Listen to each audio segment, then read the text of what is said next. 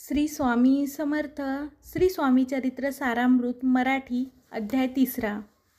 श्री गणेशाय नमः. धन्य धन्य ते या जगती स्वामी चरणी ज्यांची भक्ती, त्यासी नाही पुनरावृत्ती. पदपावती कैवल्य. गताध्यायी कथा सुंदर. स्वामींनी निवेदिले स्वचरित्र आणि बाबा दिगंबर त्यांचे वृत्त निवेदिले.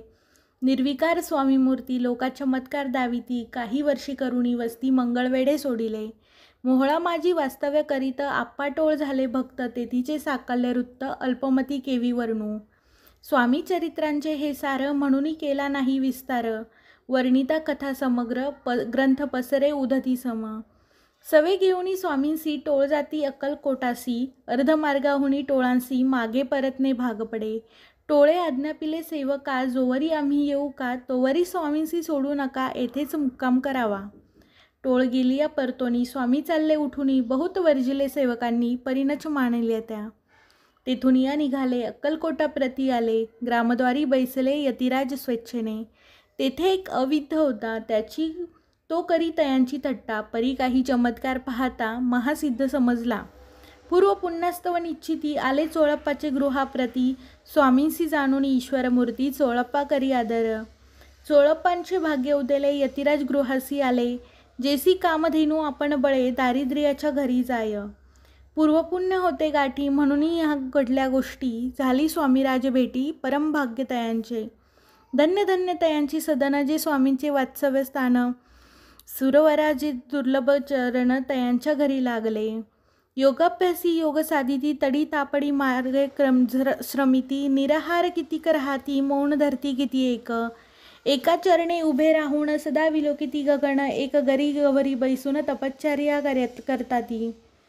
एक पंचाग्नी साधन करती, एक पावणा ते भक्षिती. कित्येक संन्यासी होती संसार अवघा सांडोनी. एक करती कीर्तन, एक मांडिती पूजन. एक करती होम हवन, एक षटकर्मे आचरती.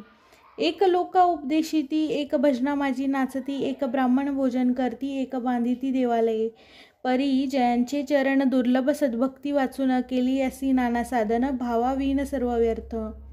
योग यागाधिक काही चोळप्पाने केले नाही. परी भक्तिस्तव पाही, स्वामी आले सदनाते. तयाची देखून या भक्ती, स्वामी तेथे भोजन करती. तेव्हा चोळप्पाचे चित्ती आनंद झाला बहुसाळ. तैपासून त्यांचे घरी राहिले स्वामी अवतारी. दिवसेंदिवस चाकरी चोळप्पा करी अधिकाधिक. तेव्हा राज्य पदाधिकारी मालोजी राजे गादीवरी. दक्ष असुनी कारभारी, परमज्ञानी असती ते. अक्कलकोटाची प्रख्याती तेव्हा काही विशेष नव्हती. परी तयांचे भाग्य निश्चिती, स्वामींचरणी उदेले. तैपासूनी जगात तया नगराचे नाव गाजत. अप्रसिद्ध ते प्रख्यात किती एक झाले.